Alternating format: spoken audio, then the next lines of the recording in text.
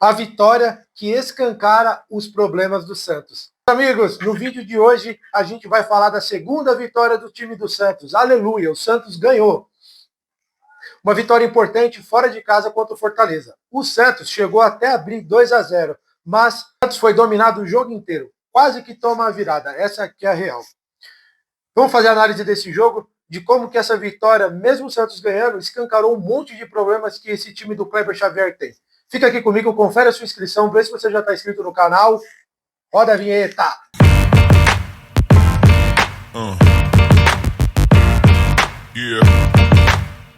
Meus amigos, Santos foi até Fortaleza, lá em Fortaleza, enfrentar o bom time do técnico Vojvoda, o bom time do Fortaleza. Não é à toa que ele está há tanto tempo no comando do Fortaleza. Mas, por incrível que pareça, o Santos também começou bem. Começou bem, fez 2-0, né? 2-0, fez 2-0. Primeiro gol, numa jogada individual do Hallraiser, ele recebe numa tabelinha ali com o Barreal.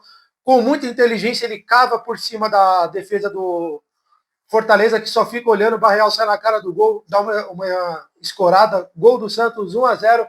Fortaleza começa a vir de novo para cima, passou um pouquinho o Tiquinho Soares, que quando a bola chega nele limpa, ele consegue fazer o papel de um bom centroavante, um bom pivô. A bola veio, ele escorou muito bem na defesa do Fortaleza, segurou a bola, entregou ela de bandeja no pé do Guilherme, que só teve o trabalho de fazer o mini arco, né? Não foi aquele arco, mas foi só o arco ali para tirar do goleiro. Santos 2-0, Santos tranquilo no jogo? Não, meus amigos, não. Porque o Fortaleza, como era de se esperar do técnico Vojvoda, veio para cima, encurralou o Santos no campo de defesa, e aí foi um Deus nos acuda, meu amigo, essa que é a real. Só deu o Fortaleza. O Fortaleza toda hora para cima do Santos. Era volume, imprimia muito mais volume, chegava muito mais vezes. Chegou com bola na trave do Davidson, chegou com a zaga do Santos desarmando o Davidson em cima da hora. Marinho, esse estava destoando muito, hein? Bem abaixo do time do Fortaleza. Como está mal, ou pelo menos como foi mal o Marinho ontem. Mas tudo bem, bom para o Santos. Mas o time do Fortaleza via para cima, vinha, não parava de vir para cima. Criou muita oportunidade, essa aqui é a real. O Santos tinha hora que não conseguia passar do meio campo. Né? O Santos de Kleber Xavier, que monta um bom esquema defensivo, do meio para frente, depende muito dos individuais, mas eu vou chegar lá. E para piorar a situação, o técnico do Santos, Kleber Xavier, mexe no time no segundo tempo. Aí, meus amigos, aí é que só deu Fortaleza. Tem algumas escolhas que o técnico do Santos faz que não dá para a gente entender. Qual que é a filosofia que ele tem? De verdade, eu não consigo entender. Ele leva o JP Sherman para o banco e ele não usa o moleque. O moleque serve para a seleção sub-20, mas de repente, para jogar no Santos, ganhando de 2-0 contra o Fortaleza, não serve. Com todo respeito, tá? Não estou faltando com respeito com o Fortaleza, que no momento, hoje, é melhor do que o Santos. Mas não serve. A seleção brasileira sub-20 serve. Mas o técnico Kleber Xavier, não. Não serve e ele vai lá e escala o Zé Ivaldo na lateral. É isso mesmo que você ouviu. Ele escalou o Zé Ivaldo na lateral. Como se não bastasse essa atrocidade que ele me comete, ele vai lá e tira o Tiquinho Soares. Quando ele tira o Tiquinho Soares, que estava bem, fazendo a parede, segurando pelo menos um zagueiro do Fortaleza lá atrás e segurando a bola do Santos no ataque, eu penso, pô, se ele vai tirar o Tiquinho Soares, ele vai colocar outro centroavante com a mesma função. Põe o David Washington ou até o moleque, o Luca Meirelles, né? Não, o que ele faz? Ele me põe o potente Tassiano. E aí, o que acontece, meus amigos? O Santos não segura a bola na frente, ele não se.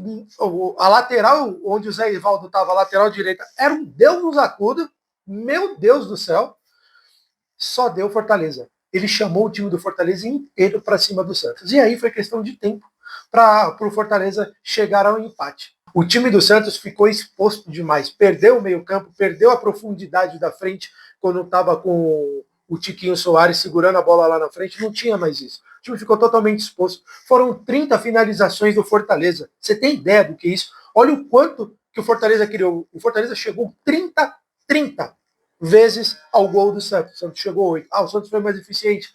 Eu vou chegar lá. Foi mais eficiente, mas um time que cria 30 vezes está muito mais próximo da vitória do que um time que criou 8. Você concorda comigo?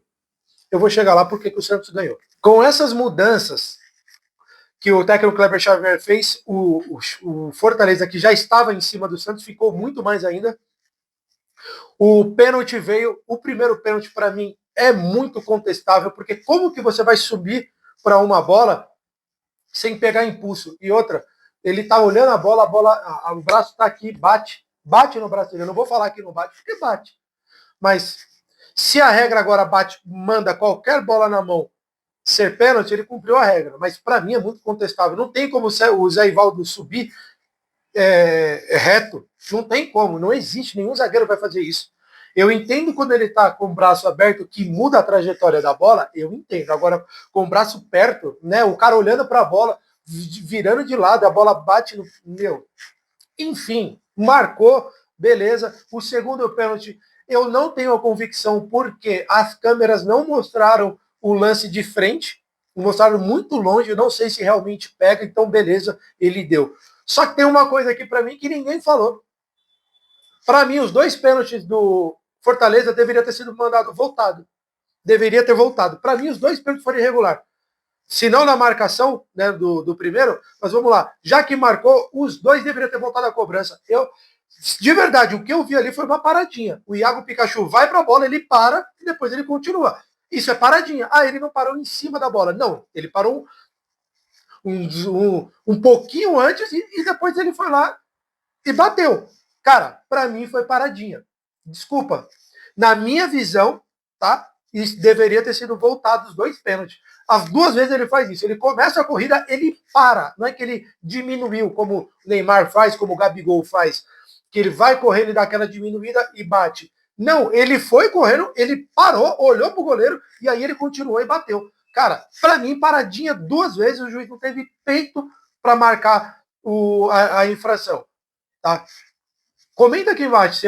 Eu, de verdade, para mim ali, os dois pênaltis foi irregular. O Iago Pikachu fez duas vezes a mesma coisa. Diante disso, né, depois desse jogo empatado, quando tudo parecia já complicar para o Santos, porque esse mesmo Iago Pikachu acha uma bola no meio da zaga do Santos, que aí o goleiro Gabriel Brazão aparece, gigante, que fase que tá esse moleque, salva o Santos de tomar a virada. Cara, dá 2 minutos, de novo, o individual salva o coletivo do Kleber Xavier. O tão contestado por uma parte da torcida santista chama a responsabilidade. Ele já tinha chamado duas vezes, uma numa lateral, uma outra aqui na lateral direita, aonde acho que é Zé, eu esqueci o nome do Zé Wellison, do Fortaleza, dá no meio dele, por trás, deveria ter sido expulso, ou seja, o juiz para mim, foi muito mal. Ele já tinha chamado essa responsabilidade e tinha sido parado com falta. O juiz não quis, só deu amarelo. Dessa vez ele chama a responsabilidade, vai para o individual e acerta um chute colocado com força.